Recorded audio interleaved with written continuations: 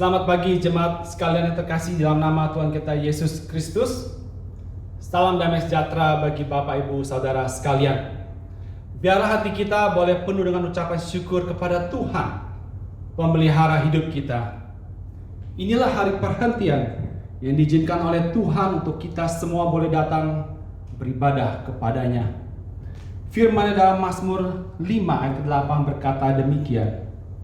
Tetapi aku, berkat kasih setiamu yang besar, aku akan masuk ke dalam rumahmu, sujud menyembah ke arah baitmu yang kudus, dengan takut akan kau.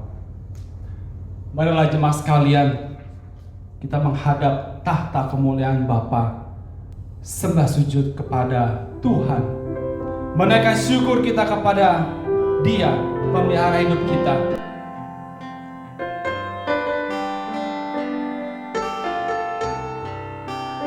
Mari kita naikkan syukur kita kepada Tuhan Yesus.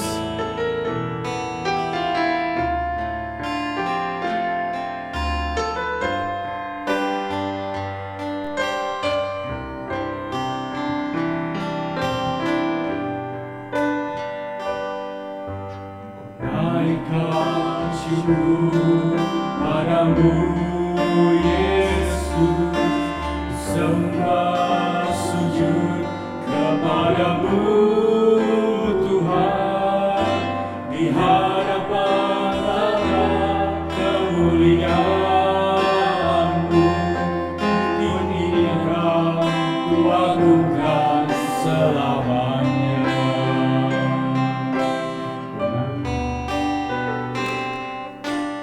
Naikkan syukur padamu Yesus, sembah sujud kepadamu Tuhan, di hadapan tahta kemuliaan-Mu, tinggikan Ku agungkan selamanya. Segala puji syukur bagimu, Ku tinggikan nama-Mu selalu. Kemuliaan hanya bagi-Mu. Terpujilah nama-Mu.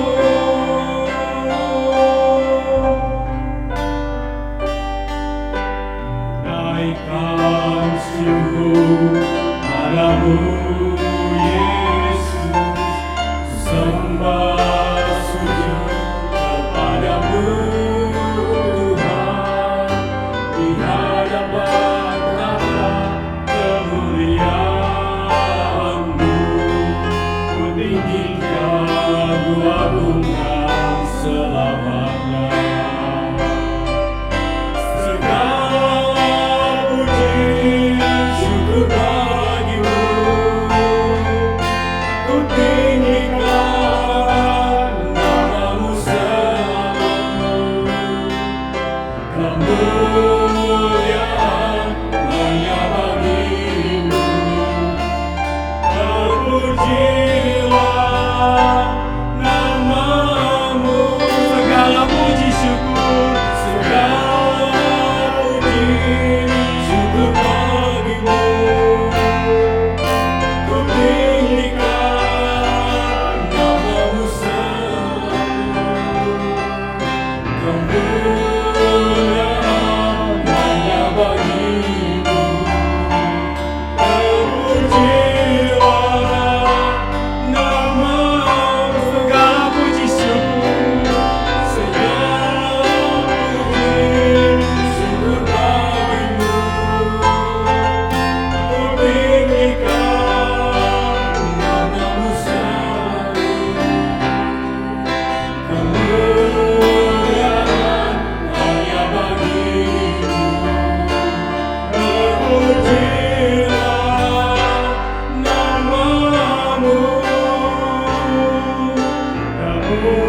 Kemuliaan hanya bagi-Mu.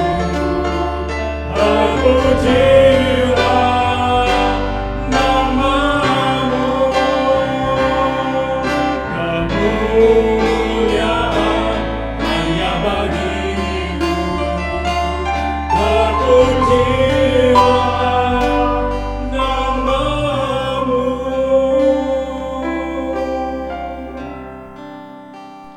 Mari kita berdoa. Tuhan Yesus, Allah yang kami sembah, sekalian umat-Mu datang Tuhan pada pagi hari ini. Di hadapan hadirat-Mu Tuhan, kami sujud bertelut. Kami memohon belas kasihan Tuhan dan pertolongan Engkau pada pagi hari ini.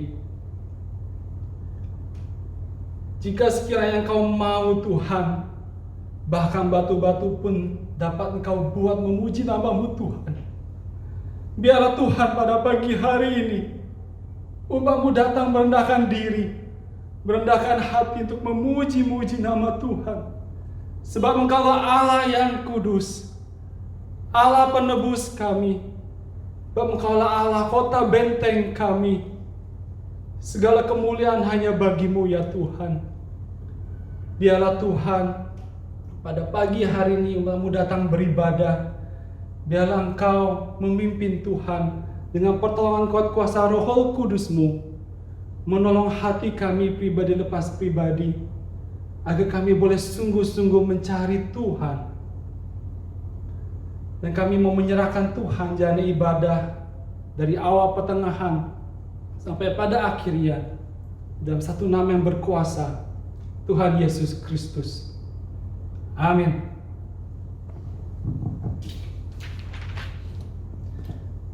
Saudara sekalian, saya mau mengajak saudara sekalian untuk bersama-sama membaca kebenaran firman Tuhan yang terambil dari Injil Lukas pasal yang ke-7 ayat 36 sampai 50. Injil Lukas pasal yang ke-7 ayat 36 sampai 50. Saudara sekalian bisa mengikuti sembari saya membacakan. Kita bersama-sama membaca perikop kebenaran firman Tuhan ini. Seorang Farisi mengundang Yesus untuk datang makan di rumahnya. Yesus datang ke rumah orang Farisi itu, lalu duduk makan. Di kota itu ada seorang perempuan yang terkenal sebagai seorang berdosa.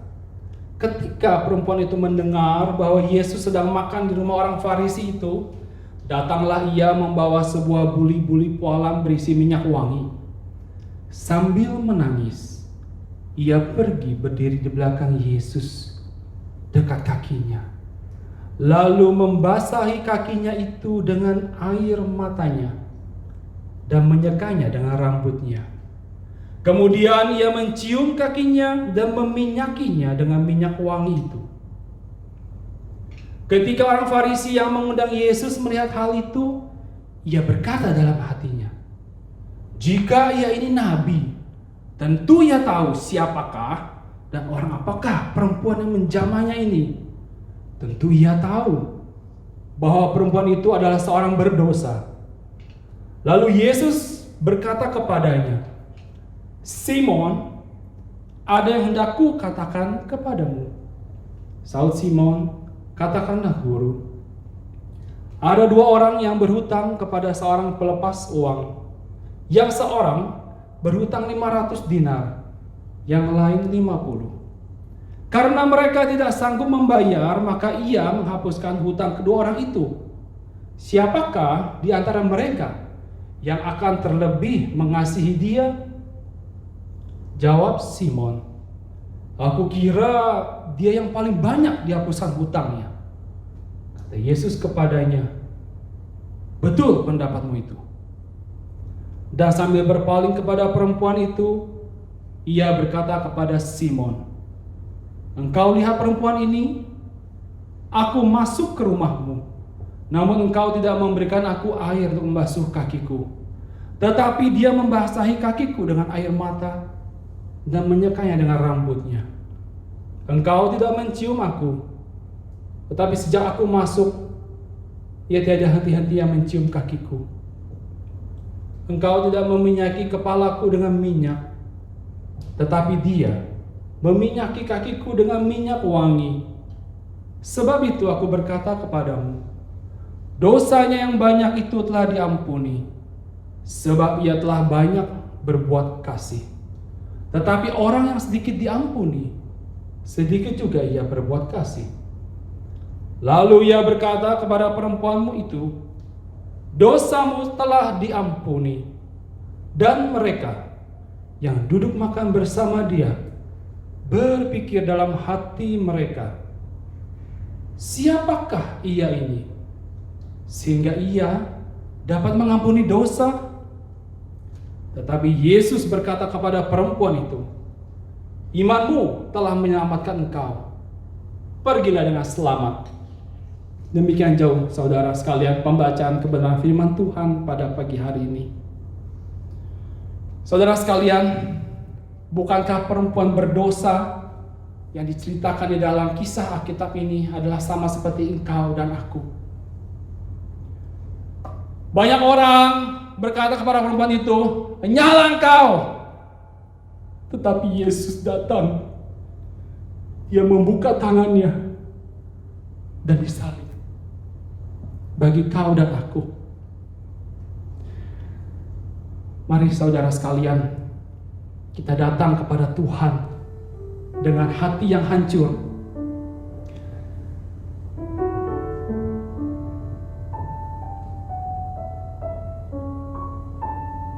Perempuan itu adalah diri kau dan aku, saudara sekalian. Kita orang berdosa yang sesungguhnya tidak layak, tapi karena kasih Kristus, anugerah itu diberikan kepada kita. Mari jemaat sekalian, kita mempersiapkan hati kita untuk masuk di dalam doa pengakuan dosa.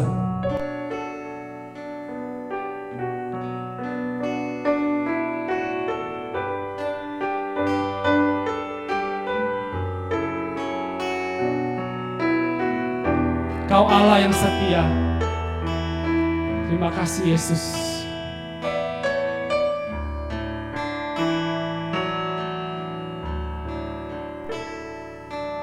Kau Allah yang setia, Bapa yang mulia, kasih-Mu besar Tuhan. Kau pulihkan hidupku, Kaulah harapanku. Hidupku dalam-Mu. Terima kasih Tuhan, Kau selamatkan hidupku. Dengan apa Kau ku balas segala kebaikan-Mu. Segenap hatiku menyembah-Mu Yesus. Ku bersyukur padamu. Dengan apakah ku balas segala kebaikan-Mu. Segenap hatiku menyembah-Mu Yesus. Ku bersyukur padamu selamanya. Kau Bapa yang setia, Bapa yang mulia. Kau Allah yang setia, Bapa yang mulia, kasih-Mu besar Tuhan. Kau pulihkan hidupku, Kaulah harapanku.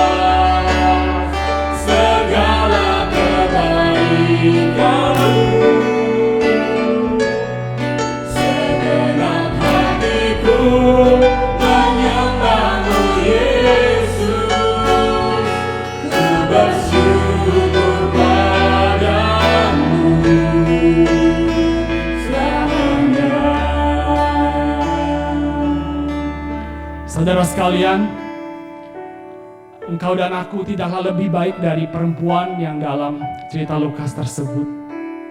Namun kasih Kristus telah mengampuni segala dosa-dosa dan kesalahan kita semua. Mari saya ajak saudara pada saat ini untuk berdiam diri, masuk di dalam doa pengakuan dosa. Dikatakan perempuan ini telah berbuat dosa yang banyak.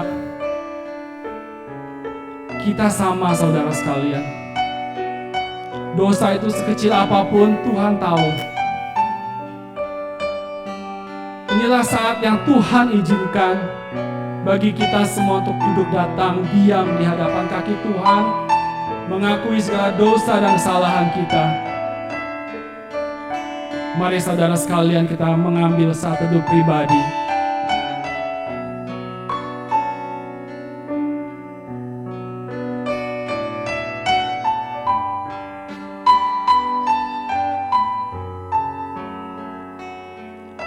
Jangan keraskan hatimu, saudara sekalian. Yesus tahu, Yesus mengerti. Dia sanggup melepaskan kau dari beban dosamu. Dosa yang selama ini mengikat kau, hancurkan di dalam nama Tuhan Yesus. Berserulah kepadanya, saudara sekalian. Berserulah kepadanya. Tangannya terbuka untukmu. Lihatlah, tangan yang terpaku di atas kayu salib. Bukti cinta kasih Tuhan kepada kita. Mari saudara, datang kepadanya. Jangan keraskan hatimu. Akuilah dia dalam segala lakumu, maka dia akan menolong engkau.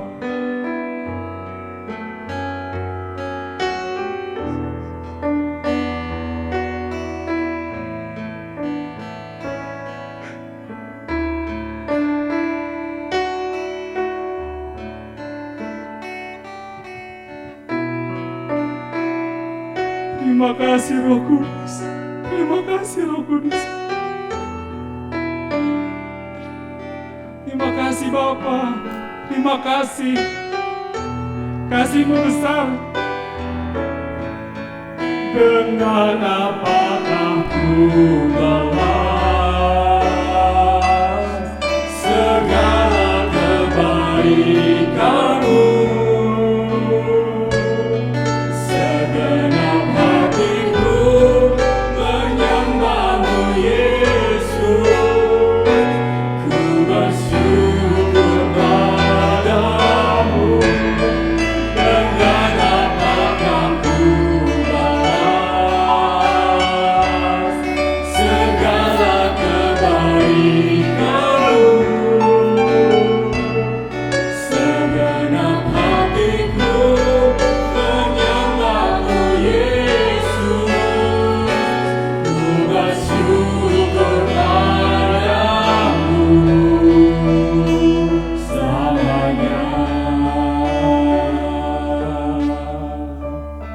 Segenap hatiku menyembah-Mu Yesus,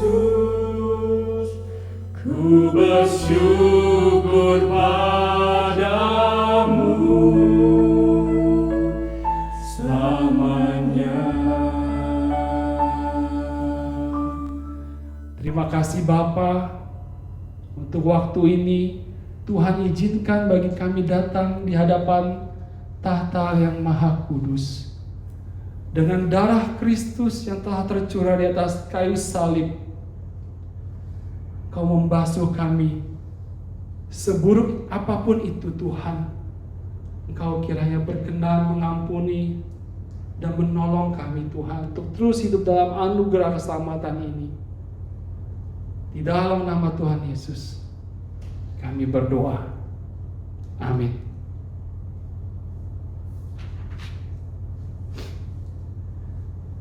Saudara sekalian, mujizat terbesar diberikan oleh Tuhan atas karya penebusan di atas kayu salib. Anugerah keselamatan itu diberikan bagi kita. Sekarang saatnya kita memberikan persembahan yang terbaik bagi Tuhan. Hati kita bagi Dia. Mari saudara, kita menaikkan pujian ini.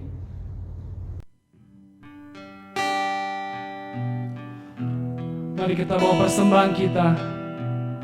Tiada yang dapat membalas kasih setia Tuhan, kebaikan Tuhan dalam hidup kita, selain kita setia dalam iman sampai garis akhir Tuhan memanggil kita. Amin.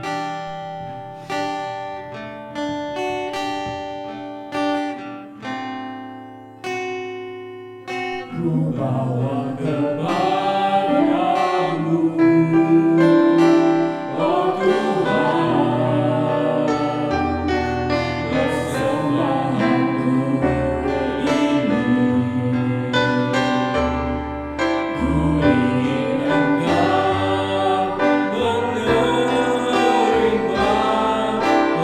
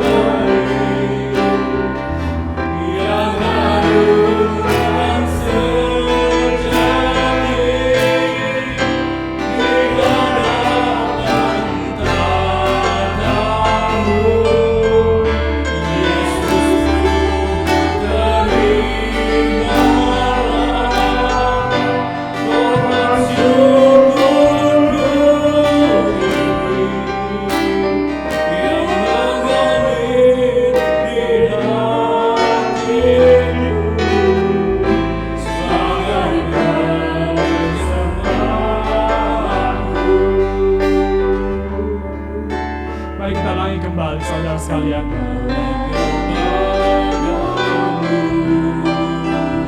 Hayati setiap syairnya saudara sekalian. Inilah komitmen dan kesungguhan kita, membawa hati kita kepada Tuhan, seluruh hidup kita kepada Tuhan. Minta Tuhan menguatkan kita.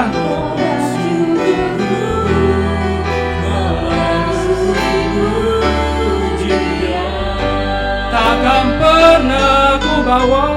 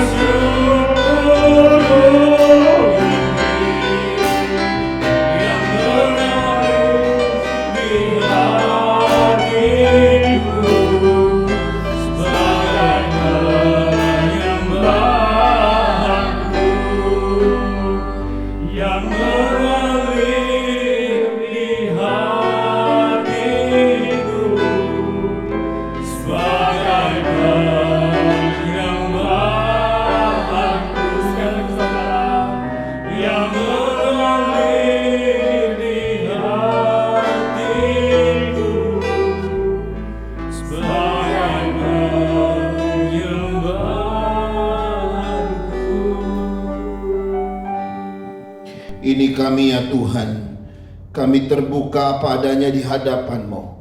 Tapi kami ingin memiliki satu hati yang mengasihi Tuhan, hati yang memberi hidup sebagai persembahan seutuhnya untuk dipakai Tuhan menjadi alat kemuliaan bagi-Mu.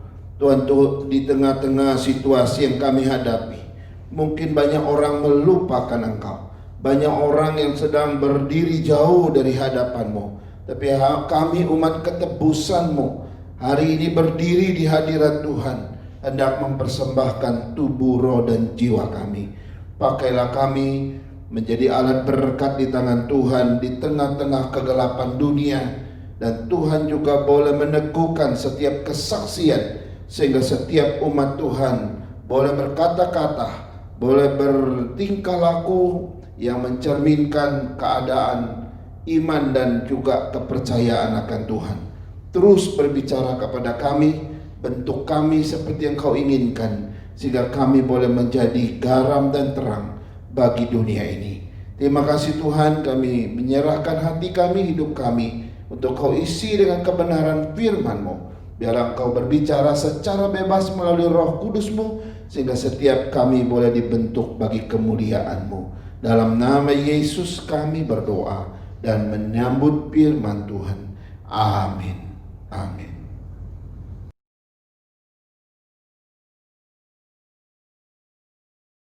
Baik jemaat Tuhan, kita akan membaca satu bagian dari firman Tuhan yang sudah beberapa kali kita baca, tapi kali ini kita akan membaca makin jauh karena poin-poin kita akan terus kita tambahkan. Dari Kisah Rasul pasal 3 ayat 1 sampai 8, nanti 15 sampai 16, dan nanti saya lanjutkan di beberapa ayat. Jadi saya loncat supaya kita bisa memahaminya. Demikian firman Tuhan, pada suatu hari menjelang waktu sembahyang, yaitu pukul 3 petang, naiklah Petrus dan Yohanes ke bait Allah. Di situ ada seorang laki-laki yang lumpuh sejak lahirnya sehingga ia harus diusung. Tiap-tiap hari orang itu diletakkan dekat pintu gerbang bait Allah yang bernama Gerbang Indah untuk meminta sedekah kepada orang yang masuk ke dalam bait Allah. Ketika orang itu melihat bahwa Petrus dan Yohanes hendak masuk ke bait Allah, ia meminta sedekah. Mereka menatap dia dan Petrus berkata, "Lihatlah kepada kami." Lalu orang itu menatap mereka dengan harapan mendapat sesuatu dari mereka. Tetapi Petrus berkata, "Emas dan perak tidak ada padaku, tetapi apa yang kupunyai kuberikan kepadamu. Demi nama Yesus Kristus orang Nazaret itu, berjalanlah." Lalu ia memegang tangan kanan orang itu dan membantu ia berdiri. Seketika itu juga kuatlah kaki dan mata kaki orang itu. Saya loncat ke ayat 11. Karena orang itu tetap mengikuti Petrus dan Yohanes, maka seluruh orang banyak yang sangat keheranan itu datang mengerumuni mereka di serambi yang disebut serambi Salomo. Petrus melihat orang banyak itu lalu berkata, "Hai orang Israel, mengapa kamu heran tentang kejadian itu, dan mengapa kamu menatap kami seolah-olah kami membuat orang ini berjalan karena kuasa atau kesalehan kami sendiri?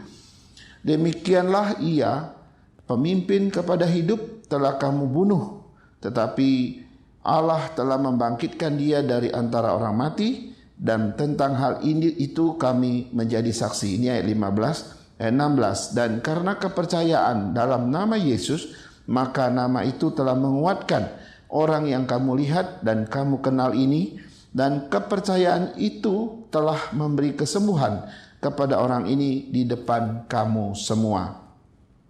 Saudara-saudara sekalian, sekali lagi kita akan makin jauh di dalam tema kita, tema berseri kita, yaitu tentang esensi mujizat. Bapak Ibu, kita sudah melihat, kalau tidak salah, 4 esensi daripada mujizat yang sudah kita lewat ya. Nah, hari ini kita akan lihat 5 dan 6. Ya, poin 5 dan poin 6 daripada esensi mujizat. Nah, saudara-saudara, saya ingin mengulangi singkat saja. Yang pertama, bahwa esensi mujizat itu adalah mujizat selalu menunjuk kepada yang namanya Kristus atau kepada Tuhan. Ya, waktu Petrus berkata, "Emas dan perak tidak ada padaku, tetapi apa yang kupunya aku berikan kepadamu, demi nama Yesus berjalanlah."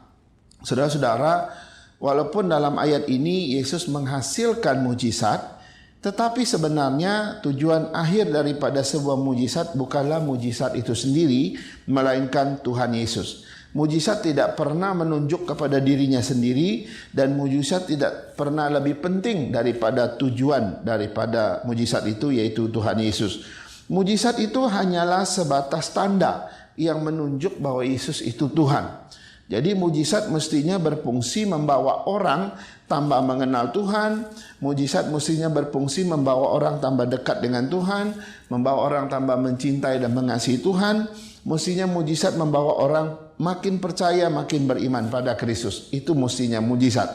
Nah, karena itu ending daripada sebuah mujizat itu menunjuk kepada Tuhan. Ending dari sebuah mujizat mengarahkan orang kepada Tuhan dan membawa orang kepada Kristus. Kita sudah lihat yang pertama.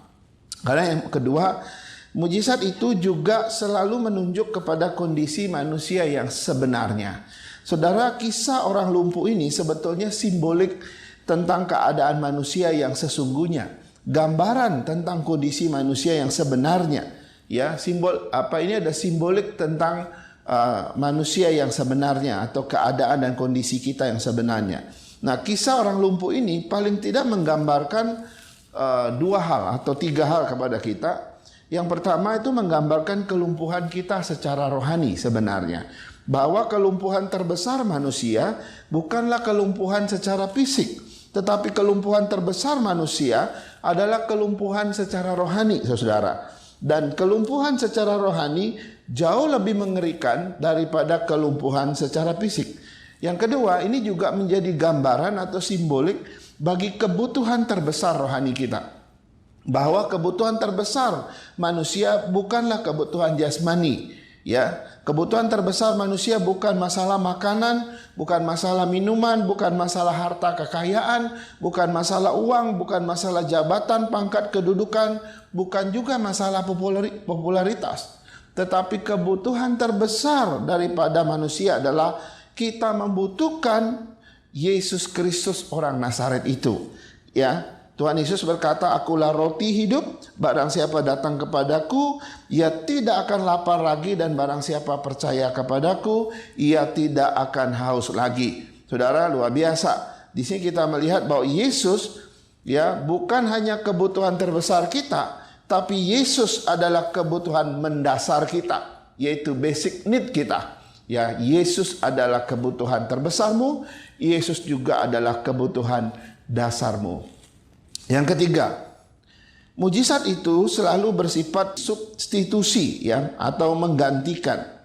Ya, substitusi artinya apa? Ada sesuatu yang masuk, ada sesuatu yang keluar di dalam diri kita. Ya, dua hal ya. Ada dua variabel yang menarik di sini, yaitu ada sesuatu yang masuk adalah kuasa Tuhan, yang keluar adalah segala penyakit dan kelemahan kita. Jadi di dalam mujizat ada prinsip substitusi yaitu pengganti ya, dan ini juga kita menemukan di dalam proses karya keselamatan, bahwa ketika kita berdosa harusnya kita lah yang binasa, harusnya kita lah yang disalibkan, kita lah yang harus dihukum mati. Tapi karena kasih Allah akan dunia ini, sehingga dia mengutus anaknya yang tunggal kepada kita, dan dia telah menggantikan tempat kita. Dia disalibkan menggantikan saya dan saudara, ya. Seharusnya kita yang tergantung di sana binasa dan mati di sana, tapi Kristus telah menggantikan dan mengambil tempat itu bagi kita. Jadi ada penggantian di sini, ya. Ada prinsip itu. Jadi ini adalah mujizat terbesar sebenarnya, ya. Ketika Tuhan menebus engkau, Tuhan mengampuni dosamu, engkau diselamatkan, engkau digantikan tempatmu, engkau yang harusnya binasa, Tuhan selamatkan engkau dan dia yang mati buat kita. Dan itu mujizat terbesar dalam hidup ini. Saudara, itu yang ketiga. Sekarang kita lihat esensi yang keempat.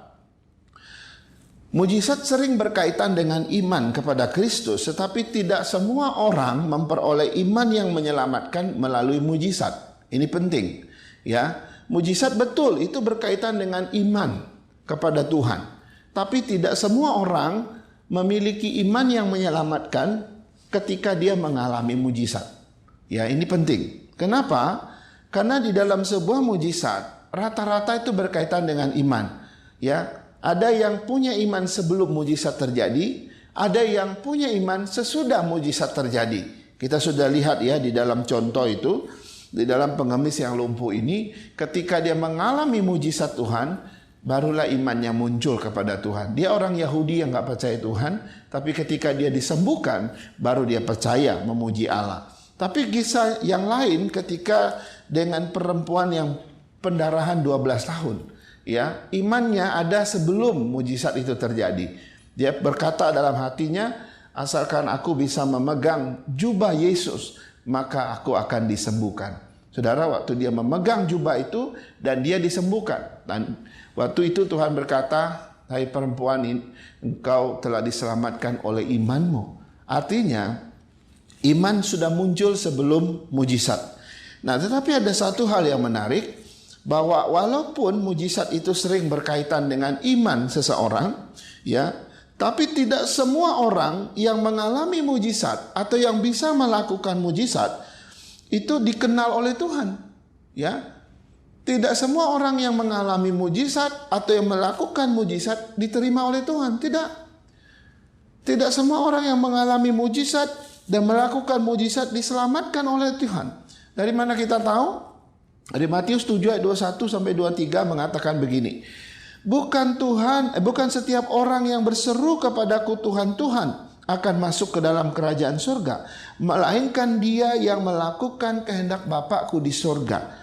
Pada hari terakhir banyak orang akan berseru kepadaku, Tuhan, Tuhan, bukankah kami bernubuat demi namamu dan mengusir setan demi namamu dan mengadakan banyak mujizat demi namamu juga? Pada waktu itulah aku akan berterus terang, kata Yesus kepada mereka, dan berkata, aku tidak pernah mengenal kamu, enyalah daripadaku. Jadi mujizat sebenarnya bukan sesuatu yang penting-penting amat. Ini pernah saya katakan, mujizat hanyalah sebuah tanda yang menunjuk kepada Kristus. Dan Kristus itu siapa? Karena itu jangan terlalu bangga, jangan terlalu terkesima dengan yang namanya mujizat. Jangan terlalu terpesona dengan yang namanya mujizat atau keajaiban atau kesembuhan ilahi. Kenapa? Karena itu bukan tanda seseorang diselamatkan, tidak ada kaitan, ya. Karena dikatakan bahwa orang yang diterima Tuhan justru orang yang melakukan kehendak Bapa di surga. Nah, orang dikatakan dalam ayat tadi, bukankah kami bernubuat demi namamu, mengusir setan demi namamu, dan melakukan banyak mujizat demi namamu? Tapi Tuhan bilang, aku tidak kenal kamu. Jadi mujizat tidak ada kaitan dengan tanda seseorang diselamatkan. Tanda seseorang diselamatkan adalah orang yang setia melakukan kehendak Bapa di surga. Itu jauh lebih penting daripada sebuah mujizat. Yang kelima, yang sekarang yang poin yang baru yang akan kita renungkan hari ini, ya, kita sudah lihat 4 poin ini selama 3 seri atau 3 seri yang lalu. Sekarang kita lihat yang kelima. Mujizat itu datang melalui kelemahan dan mujizat itu diterima juga melalui kelemahan. Ini penting, ya. Mujizat itu datang melalui kelemahan dan mujizat itu diterima juga melalui kelemahan. Nah, saudara-saudara, di dalam kalimat ini ada 2 variabel yang menarik. Variabel pertama adalah mujizat itu datang melalui kelemahan. Ini variabel pertama. Mujizat datang melalui kelemahan.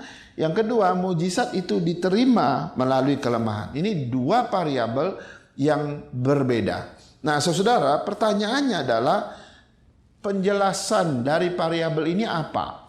Yang pertama, mujizat itu datang melalui kelemahan. Sebenarnya kalimat ini atau variabel ini menunjuk kepada Kristus yang adalah Allah menjelma menjadi manusia, ya. Bahwa untuk menyelamatkan manusia yang berdosa ini, ia harus datang di dalam bentuk manusia. Dengan segala kelemahan, ia harus menjadi lemah seperti manusia, ya. Bayangkan saudara, jika Kristus sebagai Allah yang Maha Kuasa datang langsung tanpa menjelma menjadi manusia, maka saya percaya tidak ada satupun yang tersisa, tidak ada satupun yang diselamatkan, karena kita semua akan binasa. Kita nggak sanggup melihat kemuliaan Tuhan, kemahakuasaan Tuhan. Kita semua akan mati di hadapan Tuhan. Kenapa? Karena dia maha kuasa. Kita berdosa. Kalau dia datang dengan kemahakuasaannya ke dunia ini untuk menghancurkan dosa, maka kita semua akan mati. Kita semua akan binasa. Karena kemahakuasaan dan kemuliaan Tuhan itu begitu suci, dan mata kita yang begitu berdosa tidak mungkin melihat dia yang maha kuasa. Karena itu saudara, Yesus yang maha kuasa harus menjadi manusia yang lemah sama seperti kita. Dia harus menjadi manusia biasa seperti kita. Sehingga di dalam kelemahan itu dia mampu menolong, dia mampu menyelamatkan, dia mampu mendatangkan kuasa Tuhan bagi kita. Nah, saudara-saudara, ya, seandainya Yesus yang adalah Allah dan dia tetap Allah, maka Allah kan tidak mungkin mati, ya. Karena itu dia sangat penting untuk menjadi manusia supaya dia bisa mati. Kenapa? Karena dia harus menebus dosa kita. Dia harus mati di kayu salib supaya kita diselamatkan. Kalau dia tetap Allah, Allah tidak mungkin mati, maka kita tidak mungkin diselamatkan. Nah, saudara, tetapi untuk bisa mati dan menyelamatkan kita, dia harus menjadi lemah seperti kita terlebih dahulu. Dia harus menjadi manusia kayak kita seperti hari ini, baik seperti apa kita. Nah, Yesus mengambil rupa itu. Ayat 15 dan 16 berkata begini. Demikianlah ia, pemimpin kepada hidup telah kamu bunuh, tetapi Allah telah membangkitkan dia dari antara orang mati, dan tentang hal itu kami adalah saksi. Dan karena kepercayaan dalam nama Yesus, maka nama itu telah menguatkan orang yang kamu lihat dan kamu kenal ini. Dan kepercayaan itu telah memberi kesembuhan kepada orang ini di hadapan kamu semua. Saudara-saudara, ada di dalam dua ayat ini ada keterangan yang bersifat kontradiktif, saudara-saudara, ya. Satu sisi, ya, dikatakan satu sisi Yesus adalah seorang yang terbunuh. Yesus seorang yang mati di tangan manusia. Yesus seorang yang lemah yang mati disalibkan, ya, di tangan manusia. Tapi dari satu sisi, oleh namanya dia begitu berkuasa sehingga orang sakit, orang lumpuh bisa disembuhkan. Orang lumpuh bisa berjalan. Saudara, ini dua sisi yang kontradiksi, bukan? Satu sisi dia adalah manusia yang begitu lemah, dia terbunuh di tangan manusia, dia disalibkan oleh tangan manusia dan dia mati. Tapi Tuhan membangkitkan dia dengan kuasa. Dia bisa membangkitkan orang mati, dia sembuhkan orang sakit, orang lumpuh bisa berjalan, orang buta bisa melihat. Jadi di dalam Yesus ada dua hal yang memiliki dua sisi, ya. Jadi kuasa Kristus itu disalurkan melalui kelemahannya, ya. Kuasa Kristus itu disalurkan melalui atau dinyatakan melalui kelemahannya. Begitu juga dengan mujizat. Mujizat disalurkan melalui kelemahannya dan dinyatakan melalui kelemahannya. Sehingga dengan kelemahan itulah ia bisa menyelamatkan engkau, dia bisa menyelamatkan saya. Kalau Yesus tidak datang sebagai manusia biasa, kalau Yesus tidak lemah seperti kita dan dia tidak bisa mati, maka kita tidak akan pernah bisa menerima kuasa yang maha besar itu. Tapi dia memilih untuk menjadi manusia biasa, supaya di dalam kelemahan manusia dia bisa menyelamatkan engkau di dalam kelemahan pula. Yang kedua, mujizat itu diterima melalui kelemahan. Saudara, bagian yang kedua dari pemahaman ini, dari variabel yang kedua adalah ternyata kita menerima yang namanya mujizat atau kuasa Tuhan justru di dalam kelemahan. Yang menarik, saudara, dalam Matius 9 ayat 12, Yesus berkata begini, bukan orang sehat yang memerlukan tabib, tetapi orang sakit. Sekali lagi, bukan orang sehat yang memerlukan tabib, tetapi orang sakit. Artinya apa? Yang butuh tabib, yang butuh dokter adalah orang sakit, bukan orang sehat. Nah, demikian pun dengan mujizat. Yang butuh mujizat, yang butuh kuasa Tuhan, itu bukan orang yang kuat, tapi orang yang lemah. Yang butuh dokter, yang butuh tabib, itu bukan orang yang sehat, tapi orang yang sakit. Ini jelas, ya. Nah, Jadi tidak ada orang kuat atau orang sehat membutuhkan mujizat Tuhan. Karena kesehatannya, kekuatan yang dia punya itu adalah mujizat bagi dia. Tapi ketika orang lemah, orang yang sakit membutuhkan mujizat dan kuasa Tuhan. Karena apa? Karena dia sedang dalam kelemahan. Jadi orang-orang yang membutuhkan kuasa Tuhan, yang membutuhkan mujizat adalah orang yang sakit, orang yang lemah, orang yang bergumul di dalam persoalan, dalam masalah, dan orang yang bergumul dalam iman. Mereka membutuhkan tabib, mereka membutuhkan mujizat yang dari Tuhan. Jadi mujizat selalu diterima di dalam kelemahan kita sebagai manusia. Kalau engkau mengalami mujizat, puji Tuhan, itu berarti engkau sedang lemah. Itu berarti engkau sedang sakit. Itu berarti engkau sedang bergumul dalam iman. Dan Tuhan datang menolong engkau. Tetapi kalau engkau tidak pernah mengalami mujizat, puji Tuhan juga. Kenapa? Itu artinya engkau lagi sehat. Engkau lagi kuat. Engkau lagi sedang beriman kuat, beriman kokoh, beriman teguh di hadapan Tuhan. Sehingga mujizat tidak perlu datang kepadamu. Tetapi ada satu yang menarik, saudara. Bahwa kalau engkau lagi sakit, engkau lagi lemah, tetapi tetap mujizat tidak diberikan bagimu. Nah, ini indikasinya apa? Saudara-saudara, saya mau kasih tahu kepada kita, kalau kita lagi sakit, kita lagi lemah, kita lagi bergumul dalam kelemahan iman kita, tapi mujizat itu nggak datang-datang juga, ya, kuasa Tuhan nggak datang-datang juga, maka itu tandanya bahwa imanmu di atas rata-rata orang lain. Berarti engkau ada seorang yang super kuat di dalam iman sebenarnya.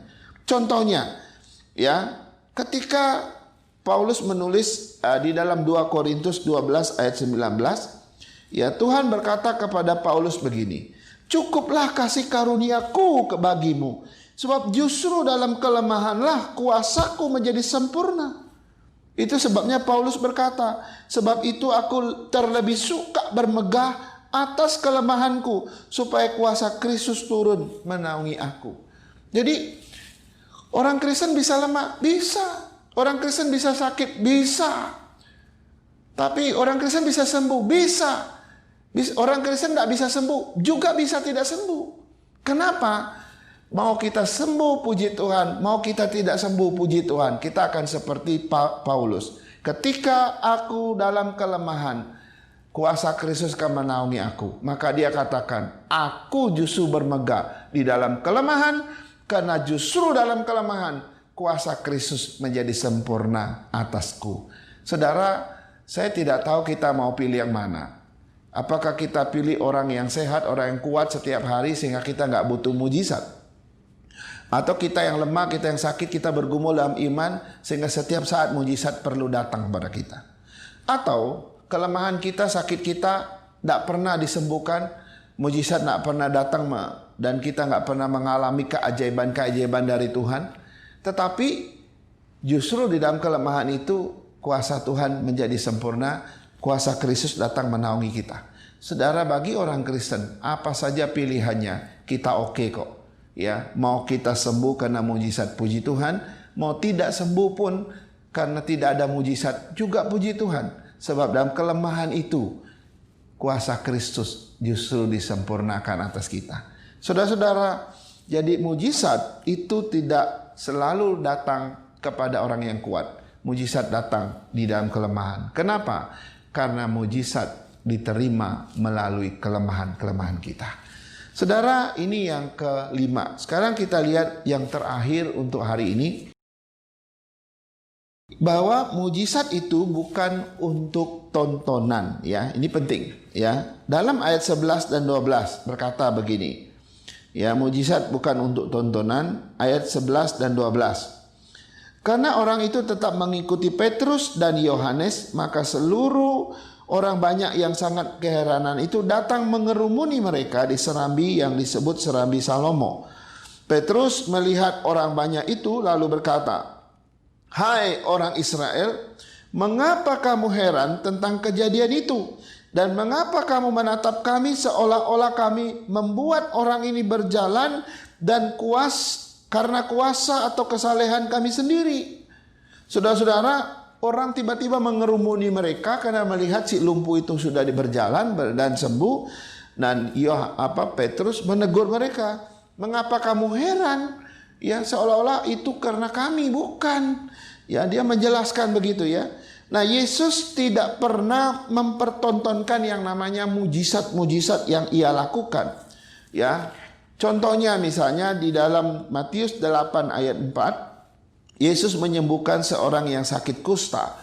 Dan setelah Yesus menyembuhkan orang sakit kusta itu, Yesus berkata begini kepada dia, jangan beritahukan kepada siapapun, tetapi cukup tunjukkanlah dirimu kepada imam-imam. Kenapa harus kepada imam-imam? Karena imam-imamlah yang bisa memberi sah dan tidak sahnya seseorang sembuh. Yang memutuskan sembuh dan tidak sembuhnya orang yang sakit kusta pada zaman itu adalah para imam. Tunjukkan saja, tapi kesembuhanmu oleh karena kuasaku, kata Kristus, kamu jangan sampai kasih tahu kepada orang lain. Cukup kepada para imam. Karena dia tidak mau mempertontonkan mujizat itu.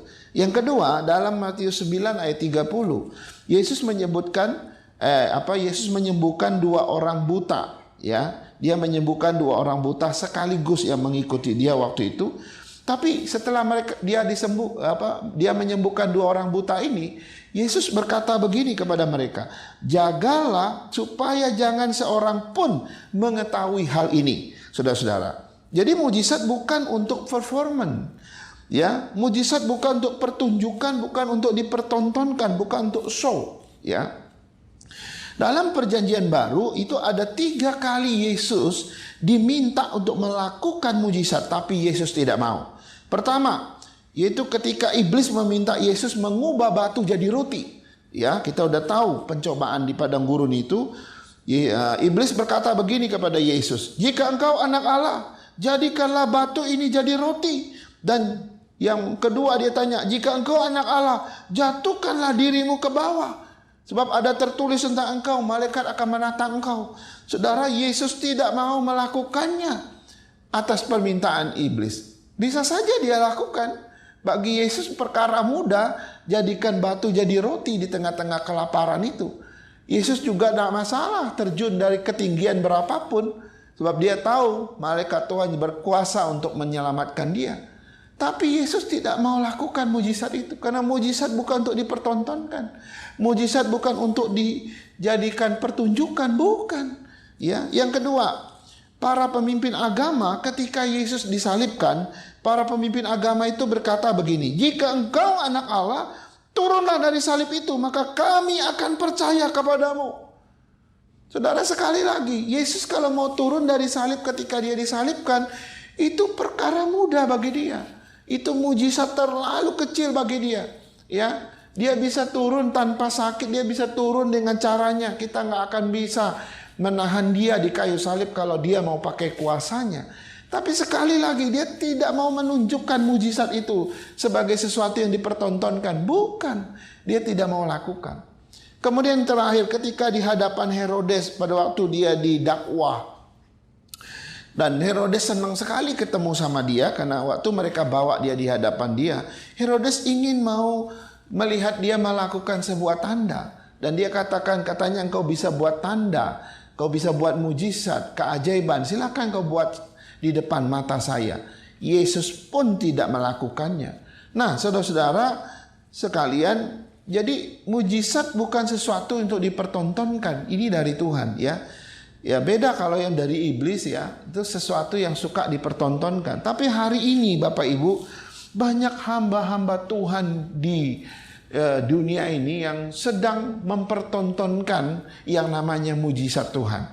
Banyak gereja-gereja tertentu yang sengaja mempromosikan yang namanya mujizat Tuhan. Ya, mereka bikin KKR yang luar biasa dan mereka bilang, hadirilah KKR pemulihan dan kesembuhan.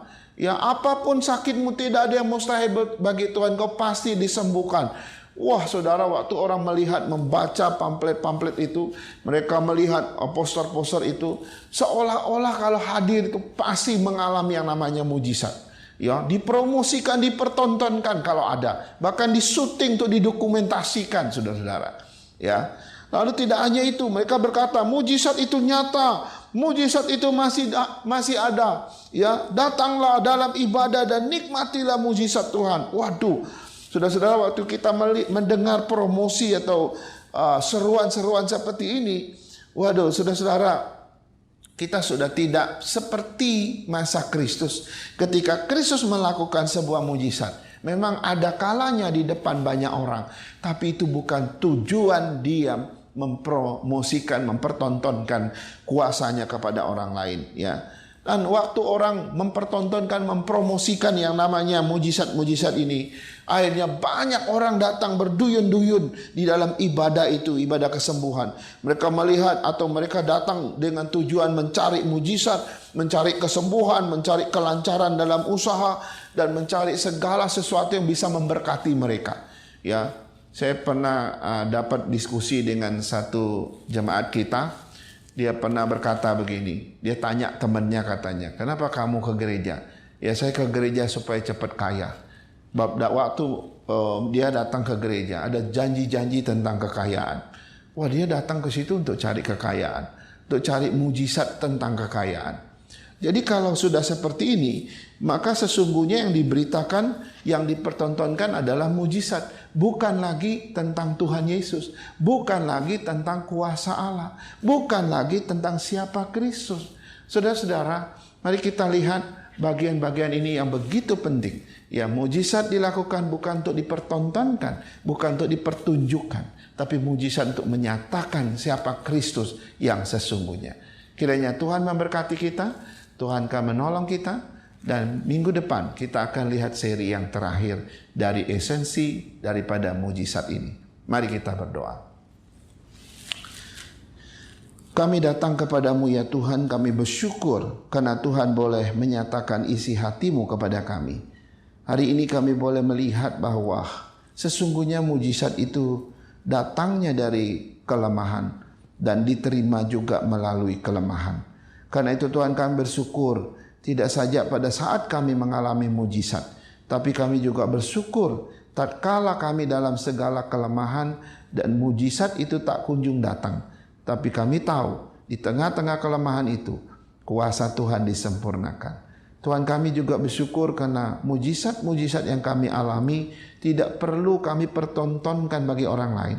Kami cukup melihat itu sebagai tanda yang menunjuk kepada Kristus, yang dia adalah Allah atas segalanya.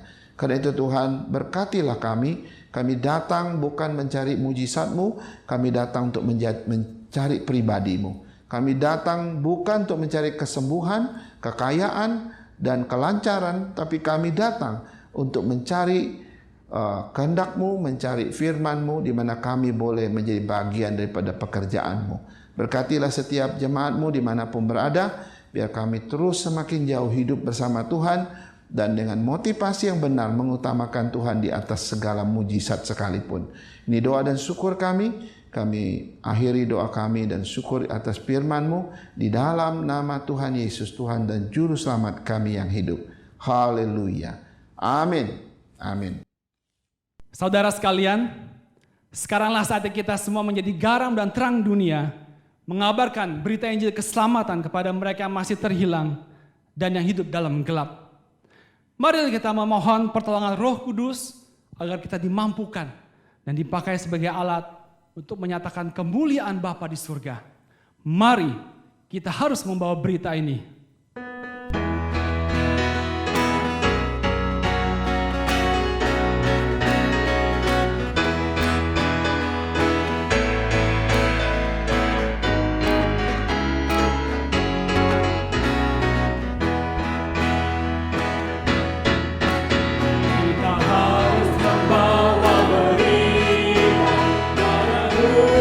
Dalam gelap, tentang kebenaran.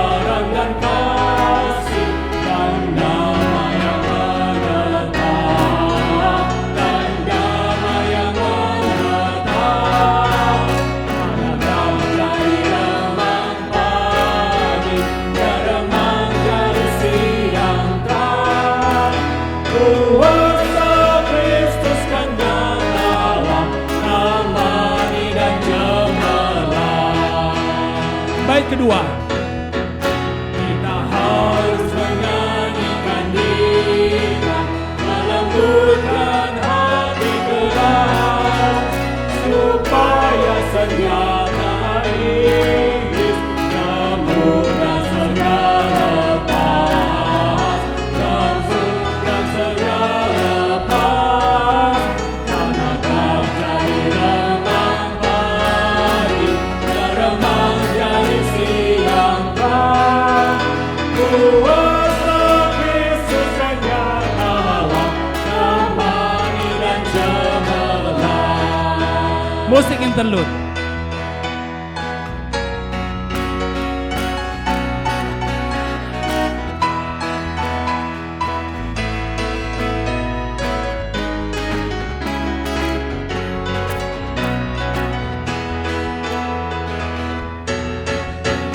Kita harus membawa berita, Allah itu kasih belas, diberikan Putra Tunggalnya, supaya kita lepas, karena Bang jadi remang pagi, dan remang jadi siang kan. Kuasa Kristus kan nyata, temani dan cemerlang. Kuasa Kristus kan nyata, temani dan cemerlang.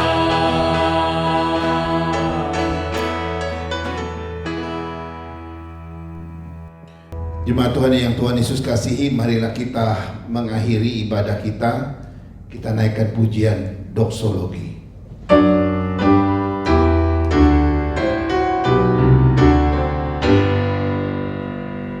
Puji Allah Bapa Putra, puji Allah Roh Kudus, ketiganya yang esa. Mohon selamat sumber berkah.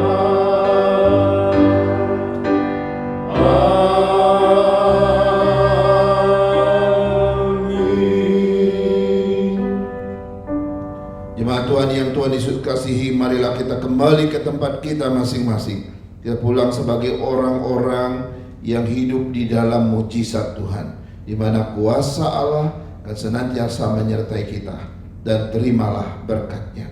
Kiranya kasih dari Allah Bapa kita, anugerah dari Tuhan kita Yesus Kristus, penghiburan, penyertaan, dan pimpinan dari Allah Roh Kudus kiranya menyertai saudara-saudara sekalian hari ini, besok, dan seterusnya sampai hari Maranatha.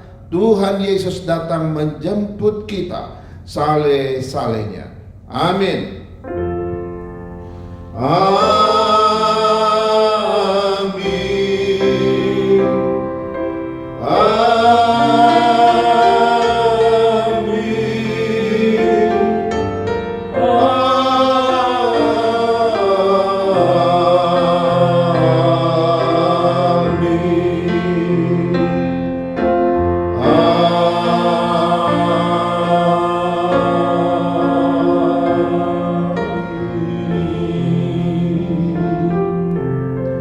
Amin. Ibadah kita selesai, saat teduh. Tuhan Yesus memberkati kita semua.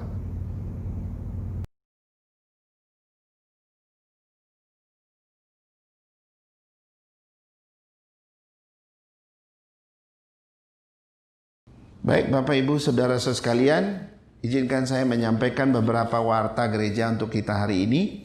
Pertama, kami ucapkan selamat beribadah, selamat berhari Minggu kepada Bapak Ibu Saudara sekalian. Kami berdoa ibadah-ibadah online kita boleh memberkati Bapak Ibu, khususnya menguatkan, menghibur, dan juga menumbuhkan iman kita dalam situasi-situasi saat ini. Kami percaya dengan kebenaran firman Tuhan, dengan relasi dengan Tuhan, kita tetap tinggal aman dalam perlindungan Tuhan. Yang kedua, kami terus mengingatkan jadwal ibadah kita yang setiap minggu kita adakan. Jangan lupa setiap hari Kamis ada kebaktian doa, dan itu tidak lama. Mari persiapkan keluargamu, semua anggota keluargamu untuk bisa berdoa bersama-sama dengan kami. Dan kami berharap doa itu akan memberkati kita, menguatkan kita dan pergumulan kita bersama.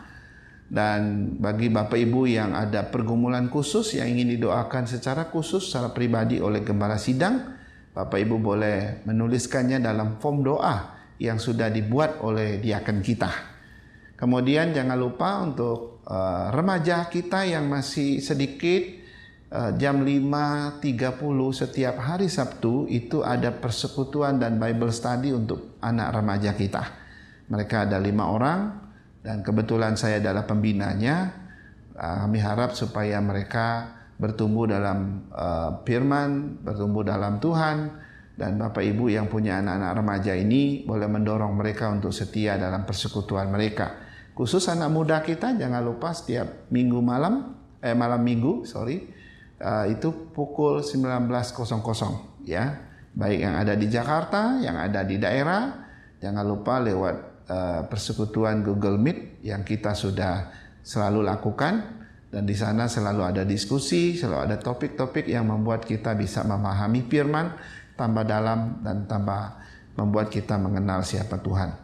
Dan hari Minggu ada ibadah sekolah minggu pukul 9.00, dan mari dorong anak-anak kita untuk setia persekutuan sekolah minggu dan membelajar dengan baik tentang materi yang disampaikan sehingga mereka tetap memiliki relasi dengan Tuhan. Dan terakhir, kebaktian umum pada hari Minggu pukul 10.30. Bapak Ibu boleh mempersiapkan diri sebelum dan sesudah ibadah biar kita semua bersyukur kepada Tuhan. Dan jangan lupa Bapak Ibu, minggu depan ada sakramen perjamuan kudus. Kami harap Bapak Ibu mempersiapkan diri. Dan juga jangan lupa mempersiapkan materi yang disiapkan, yang diperlukan, yaitu roti atau anggurnya, roti dan anggurnya. Ya, roti bisa saja roti tawar misalnya, lalu yang menjadi anggur itu adalah bisa saja dari sirup dan sebagainya. Dan itu hanyalah simbolik Bapak Ibu, bukan barang itu yang terpenting, tapi maknanya bahwa setiap kali kita makan dan minum, hidup kita dipersekutukan terus dengan kematian dan kebangkitan Kristus. Itu iman kita dan pengharapan dalam Tuhan. Dan terakhir kami ucapkan terima kasih kepada Bapak Ibu yang setia memberikan persembahan atau perpuluhannya. Dan Bapak Ibu bisa terus mendukung gereja kita dengan persembahan perpuluhan dan bisa ditransfer langsung ke nomor rekening gereja yang tersedia. Kiranya Tuhan memberkati. Saya percaya Tuhan memelihara kita dalam kesehatan dan kekuatan. Dalam nama Yesus kiranya Tuhan menolong kita dalam setiap pergumulan. Sampai ketemu minggu depan, Tuhan Yesus memberkati.